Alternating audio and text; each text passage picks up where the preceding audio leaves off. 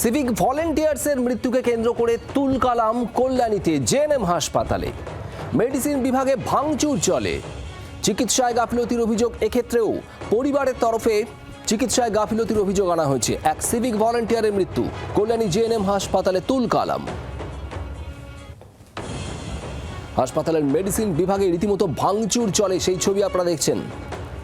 Kalyani GNM হাসপাতাল, এখানেই চিকিৎসায় গাফিলতি হয়েছে আর তার জেরেই এই মৃত্যু সিভিক ভলেন্টিয়ারের। বিশ্বজিৎ মিত্র আমাদের প্রতিনিধি রয়েছেন। বিশ্বজিৎ, পরিবারের তরফে ঠিক কি অভিযোগ করা হচ্ছে?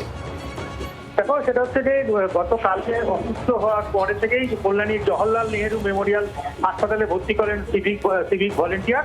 এরপরে আজকে দুপুরবেলায় মারা যায় এবং মারা যাওয়ার পরেই তার যে আত্মীয় পরিজন আছে তারা গিয়ে কল্যাণীর জওহরলাল নেহেরু মেমোরিয়াল হাসপাতালে গিয়ে তারা ভাঙচুর করে।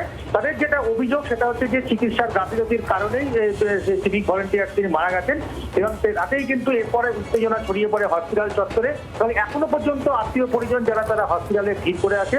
ঘটনার পরিস্থিতি সামাল দিয়ে কল্যাণী থানার পুলিশ সেখানে উপস্থিত রয়েছে। শুভদিন। ধন্যবাদ বিশ্বজিৎ।